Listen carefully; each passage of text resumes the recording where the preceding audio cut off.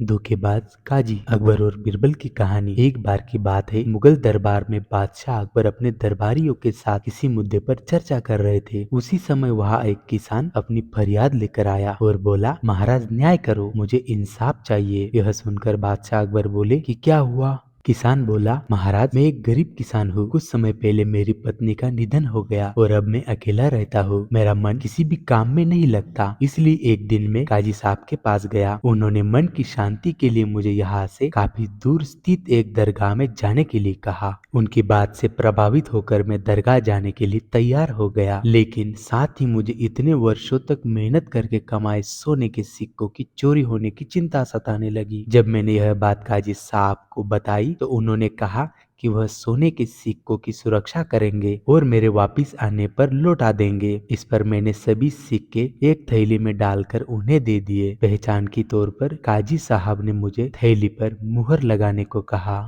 बादशाह अकबर बोले, अच्छा तो फिर क्या हुआ? किसान ने कहा, महाराज मैंने मुहर लगाकर थैली उन्हें दे दी और दरगाह के दर्शन करके यात्रा पर चला गया। फिर जब कुछ दिनों बाद वापस आया तो काजी साहब ने थैली वापस दे दी। मैं थैली लेकर घर लौटा और उसे खोला तो उसमें सोने के सिक्के की जगह पत्थर थे। मैंने इस बार में काजी साहब से पूछा तो उन्होंने गुस्से में कहा कि तुम मुझ पर चोरी का इल्जाम लगाते हो। इतना कहकर उन्होंने अपने नौकरों को बुलाया और मुझे मार मार कर वहां से भगा दिया। किसान ने रोते हुए कहा, महाराज मेरे पास जमा पूंजी के नाम पर बस वही सोने के सिक्के थे, मेरे साथ न्याय करे। महाराज किसान की बात सुनकर बादशाह अकबर ने बीरबल को मामला सुलझाने के लिए कहा। बीरबल ने किसान के हाथों से थैली लेकर उसे अंदर से देखा और महाराज से थोड़ा सा समय मांगा। शहंशाह अकबर ने बीरबल को 2 दिन का समय दिया। घर जाकर बीरबल ने एक फटा हुआ कुर्ता अपने नौकर को दिया और कहा, इसे अच्छे से रफू करवा लाओ। नौकर कुर्ता लेकर चला गया और कुछ देर बाद उसे रफू करवा कर वापिस आ गया। बीरबल कुर्ता देखकर खुश हो गए। कुर्ता इस प्रकार से रफू किया गया था कि मानो फटा ही न हो। यह देखकर बीरबल ने नौकर से उस दर्जी को बुलाकर लाने को कहा। नौकर कुछ ही देर में दर्जी को लेकर आ गया। बीरबल ने उससे कुछ पूछा और वापिस भेज दिया। अगले दिन बीरबल दरबार में पहुंचे और सैनिक से काजी व किसान दोनों को दरबार में लेकर आने का आदेश दिया। कुछ ही देर में सैनिक काजी व किसान को साथ ले आए। इसके बाद बीरबल ने सैनिक से दर्जी को भी बुलाने के लिए कहा। यह सुनते ही काजी के होश उड़ गए। दर्जी के आते ही बीरबल ने उससे पूछा, क्या काजी तुम्हारे पास सोने के सिक्के से भरी हुई थैली दी थी? तब दर्जी ने कहा,